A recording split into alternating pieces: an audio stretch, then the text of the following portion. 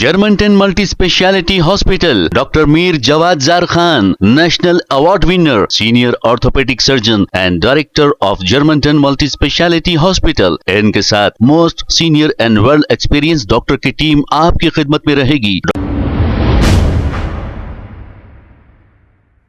अस्सलाम वालेकुम नाज़रीन, 7H न्यूज सच को रखे आपके आगे। तेलंगाना के इलाके निर्मल में स्टेट टैक्स ऑफिसर, इस ऑफिसर का नाम कोपल्ला गोदावरी बताया जा रहा है। ये 50,000 रुपए रिश्वत ले रहे थे कि एसीबी ने जाल बिछाकर इन्हें रंगे हाथों गिरफ्तार कर लिया। जब से कांग्रेस इख्तिदार पर आई है, आए दिन रिश्वत लेने के वाकयात आम होते जा रहे हैं, लेकिन एसीबी ने बहुत ही अच्छा काम करते हुए ऐसे ऑफिसरों को फौरी गिरफ्तार कर रहे हैं। आइए देखते हैं ये रिपोर्ट।